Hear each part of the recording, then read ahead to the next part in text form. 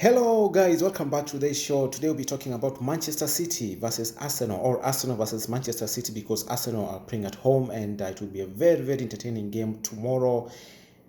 This is gonna involve the league leaders, which is Manchester City, sitting on 56 points. And the 10th place Arsenal sitting on 34 points. So there's a 22 point differential separating the two teams, and so it will be very interesting to see whether Mikel Arteta, how he will line up with against his former boss Pep Guardiola.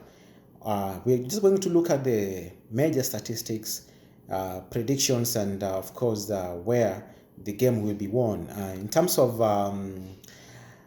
team statistics, of course, it will be so interesting to see how the two most talented midfield youngsters in the English Premier League, Bukayo Saka and Phil Foden, will play against each other. These are two exciting prospects, 21 and 19 years of age, but they are really starring tides in English football, not only in English football, in Europe in general. They are best talents ever to come, especially for Manchester City. They haven't had such a kind of talent. Phil Foden is world class. At age of 21, he's already a world class. Bukayo Saka is also, getting there, and so it will be so interesting to see how these young guys will play off each other tomorrow. And so, in terms of team news, Arsenal are likely to be without Thomas Partey for Sunday's Premier League visit of leaders Manchester City. The Ghana midfielder has been struggling with hamstring injury and not expected back in time for Pep Guardiola's informed side.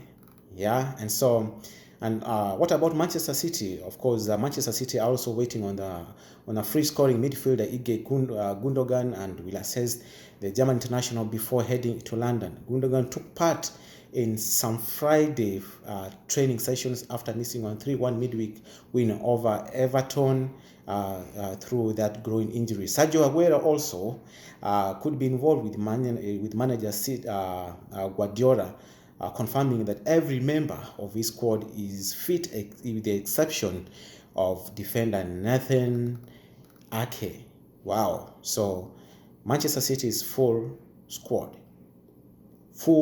apart from Nathan Ake. Manchester City have the best defense in the English Premier League right now.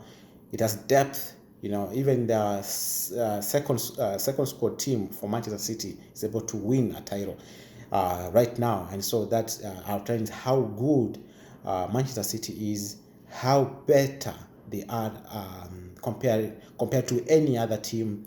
Because I listened to a certain podcast, and there is a commentator that said Manchester City are 2 levels above any other club in English Premier League, and to some point I agree with him. But this is a game of sport; anything can happen. Arsenal will be going in this match as underdogs. Manchester City will be coming into this match as clear favorites. But we have seen not once, not twice, that in English football anything can happen. Today we saw what happened with Liverpool. They lost at home against Everton. And so it will be so interesting to see how this match will pan out. And so what are the statistics? Of course, concerning this match? Arsenal have lost their last 7 matches, games against Manchester City. The Gunners have only ever lost more consecutive games against Leeds. That was in 8 games they lost consecutively ever since 1973 to 1976. That's worrying statistics coming, of course, not going in favor of Arsenal, and of course favoring Manchester City on the same breath. Another statistic is that Arsenal, since losing 1-2, that's Manchester City at the Emirates in December 2015, Arsenal have not won any Premier League match against Manchester City ever since. So ever 2015, Arsenal haven't won any match against Manchester City. Arsenal have failed to score in their last 3 home league games against Manchester City, losing each time.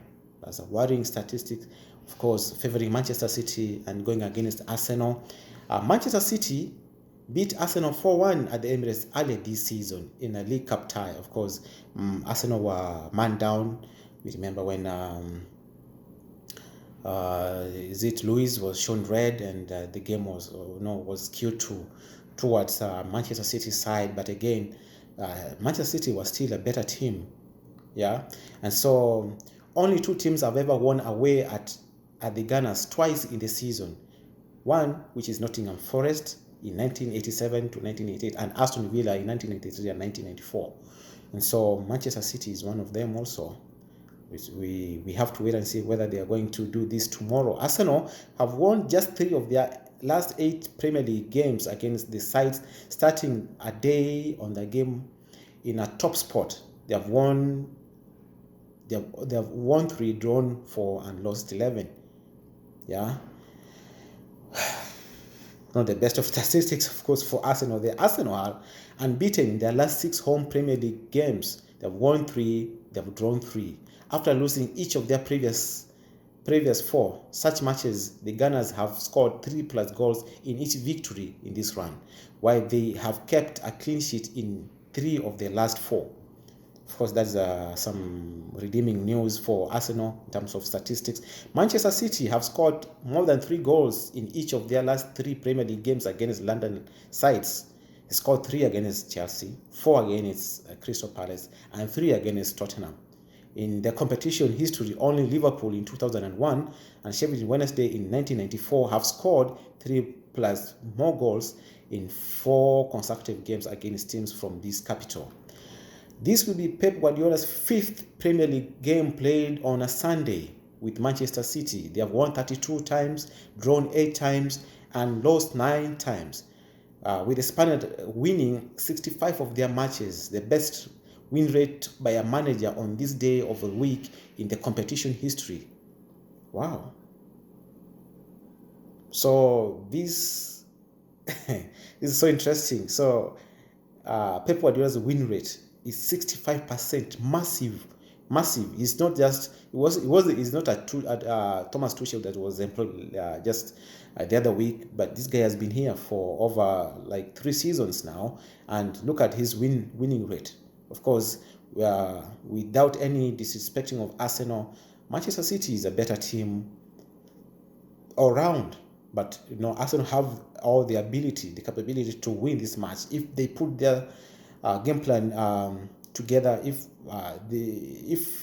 the players turn up, anything can happen in this match. So Manchester City's Raheem Sterling has been involved in 6 of his last 5 Premier League games against Arsenal. Of course, 4 goals and 2 assists, finding the net in each of his last 3 against the Gunners. That's so worrying. So Arsenal will be so much interested to see how to keep this man quiet. Arsenal Pierre-Emerick Aubameyang has scored 5 goals in his last 2 Premier League starts, netting twice against Newcastle, followed by a hat-trick against Leeds.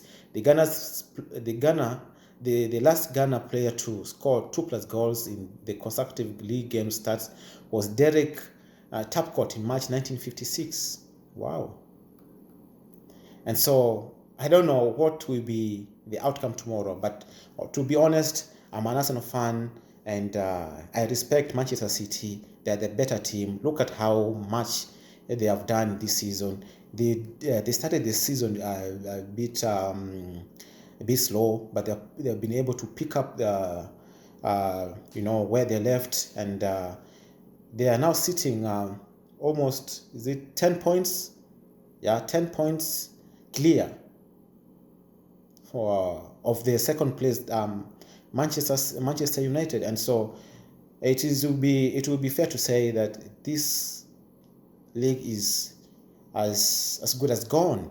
Manchester City have taken the league, and it seems that nothing is going to stop them unless something tragic happens, which we do not pray.